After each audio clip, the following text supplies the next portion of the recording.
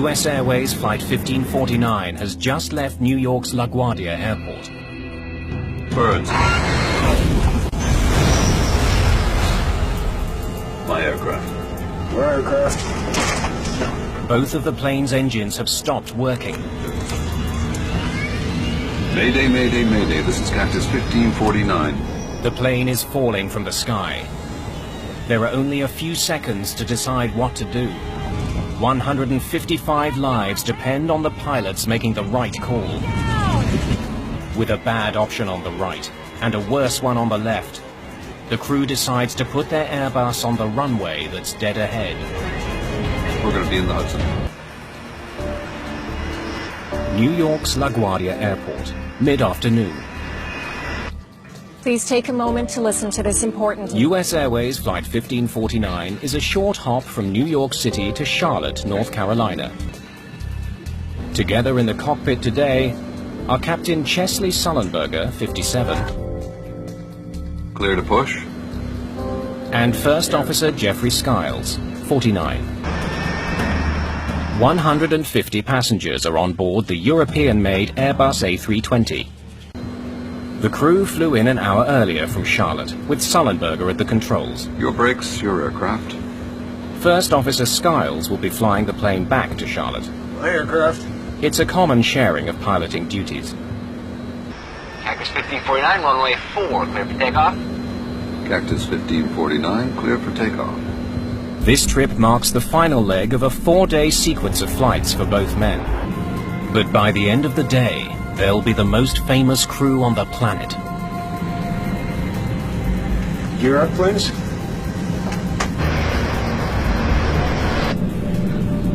Gear up. Patrick Harton is one of the controllers handling traffic out of LaGuardia today. He has one of the most stressful jobs in the world. Cactus 1549, New York departure, radar contact. Climb and maintain 15,000. The flight will climb northeast out of LaGuardia, and then begin a slow turn south towards Charlotte. Riding the thrust of 2 General Electric engines, the aircraft powers into the sky. After takeoff checklist complete. Flight 1549 is traveling at almost 400 kilometers an hour. It's been in the air for just a minute and a half. Bird. The birds ingested into Flight 1549. We got one roll. Both of them rolling back. Just 13 seconds after their problems began, Sullenberger takes control of the struggling plane. My aircraft. Your aircraft. Mayday, mayday, mayday. This is Cactus 1549. Hit birds. We've lost thrust in both engines. We're turning back towards LaGuardia. The crew reported that they hit several birds shortly after takeoff.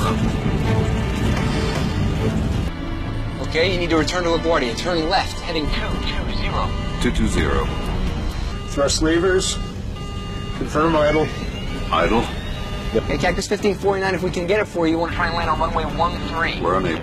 All right, Cactus 1549, it's going to be traffic for runway 31. Unable. Harton still wants the jet to return to LaGuardia, but Flight 1549 is now just 1,400 feet above the ground. Cactus 1549, runway 4 is available if you want to make left, traffic runway 4. I'm not sure we can make any runway. Flight 1549 is dropping fast. This is the captain. Brace for impact.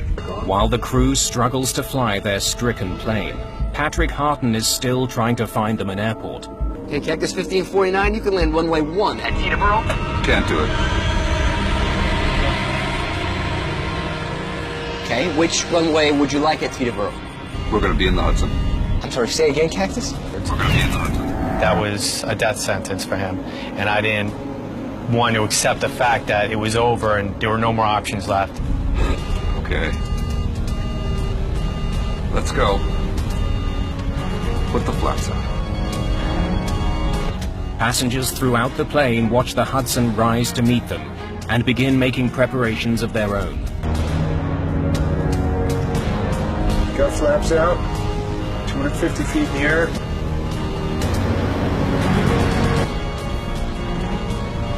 Got any ideas? Actually, none.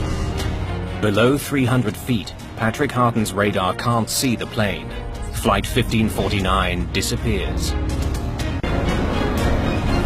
In the cabin, the passengers prepare for the inevitable. Ready at the doors. Good. We're going to brace.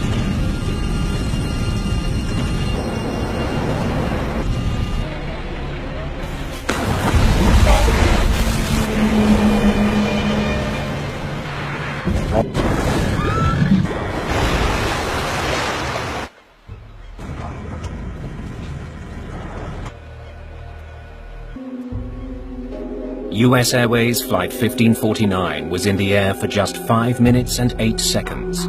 Having made a remarkable landing, the passengers and crew now face a new danger. The plane is leaking. The ice-cold water of the Hudson is pouring into the cabin. Captain Sullenberger heads for the cabin, while First Officer Skiles shuts down the plane. In an instant, the $75 million plane has become an unlikely boat floating down the Hudson River. It's now filling with freezing water. Passengers nearest the exits open the doors quickly, while Sullenberger and the cabin crew begin managing the evacuation. This unwieldy boat won't be floating much longer. Come forward! Is there anybody here? Skiles and Sullenberger are the last ones off the plane. LaGuardia Airport has sent out an alert to New York's emergency services. In the middle of the Hudson, 155 frozen people hope that help will arrive in time. First on the scene are passenger ferries that have been shuttling people across the Hudson. They are eventually joined by the Coast Guard and Fire Department. The entire nation looks on as every single passenger and the entire crew of Flight 1549 is brought to safety.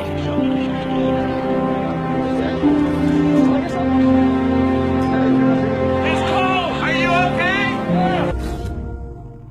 8 days after the crash, investigators are finally able to examine the engines in detail.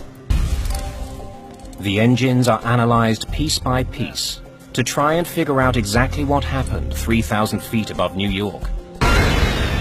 The birds ingested into Flight 1549 ripped apart the engine's compressors. Metal shards from these broken compressors were sucked deep into the cores of both engines, shutting them down. Skill, training, and the aircraft's very design combined to save the lives of 155 people.